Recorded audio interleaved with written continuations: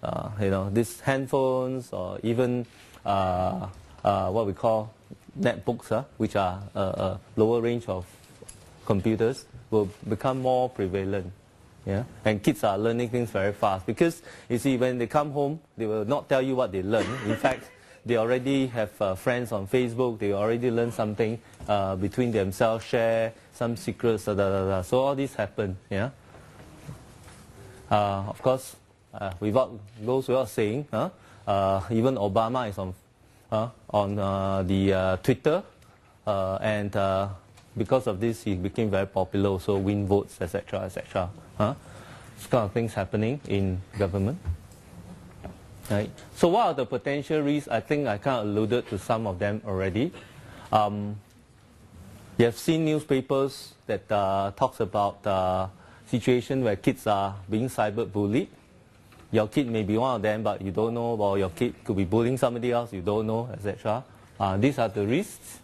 The strangers with no ID, what I mean is that, you could, while there are some checks and balances in Facebook to make sure that you are who you are when you register, but you can also register who you are not when you get on Facebook, you see. So we are not intended to be crooks, but sometimes we just have to have some privacy, right? So you enter, better don't say what age I am, put younger, older, whatever. So these things happen, but while it's being done for a very genuinely unharmful reason, but sometimes there are adults who are very bored, so they come with some other agenda, and then the kids become their friends. All this, I will call it under the strangers with no ID. Yeah? ID theft, because sometimes kids are not aware that if you put in their IC number, the IC number that they put in could be used for some other purposes, because that is probably the only unique ID that could be used for purchase of items, etc. And I will mention here vulgarities, because very much like they don't know, becomes what of their language, the gray area, what is right, what is wrong, etc., etc., because they are bombarded with so many things around them, and as a result, they could end up having some very bad English conversations going around the whole community.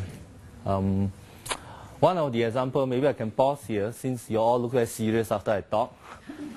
Not much laughter, so I better use somebody's video to create a bit of a joke. But also it's something like, you might have seen it already, but no harm showing it. So we have our so-called Miss Singapore contestants. Some of you have seen it, maybe good for revision, sure, I just show. But don't learn the language. Okay, sorry.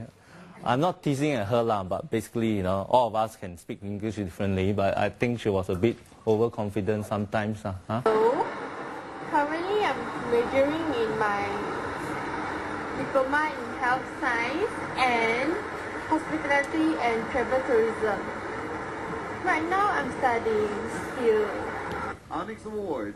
Okay, somebody is teasing at her, but I'm not particularly looking at her structure of English, because that's okay. But I think it's the choice of words like booms and all this. Okay, yeah. Okay, actually it's to not show her figures. I'll wear something red and loud. Something, booms. Okay, we can pause there already. Okay, that's the language booms and then boom stands for something cool, something interesting, But basically language that is not found in Oxford or Webster but maybe found in Singlish. However, it's kind of fun to connect with that community, but when it comes to proper writing, like the IDA gentleman mentioned, it's good that we get back to what's structure, what's proper, and what they can prepare themselves for the working life. Because I have many, for example, to share, I have many interns that come to my company. They are from poly, they like to do video, they like to do photo, and all these sort of things.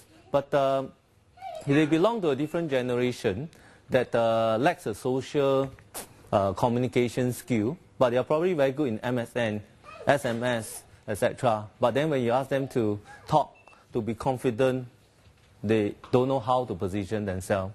And I think, this is why I say the physical and the cyber world becomes very great to them. When they buy something on the cyber world, virtual currency, they thought, hey, it's good, I can buy this item. It's as good as I'm buying an item in the physical world. And then they'll just go put in some, credit card number or whatever. Before you know it, it's done. See, so things like that do happen. And the worst part is addiction, because even adults like us can addict. I mean, for me, it's like you click on YouTube, recommend, maybe you want to watch this, and then you just click, and then pretty much, 2 hours gone already. And then, their eyes are all dazed, and then they don't know what you're talking, you also don't know what they're doing. So time control is very important, apart from just trying to know where they go and what they do, who are the friends they are. It's a very difficult pill to swallow for them, but you have to be very firm. So when I was invited to this talk, I also kind of thought that, hey, maybe we should have a psychologist in the room, because some kids really got themselves too much into this whole new media, that they run out of control. The parent couldn't control them, don't know how to control them even. And then that becomes a problem. Yeah? So that's the negative side. And just to add on to negatives is, pop-ups will come out when they watch a browser, on a computer. So it pop out, do you want, all sorts of things. And then, typically they'll sign up with their email.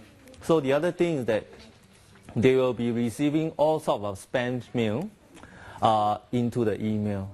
Yeah? And if your kid is smarter, they would actually want to be more curious. They want to be suddenly grown into adult, right?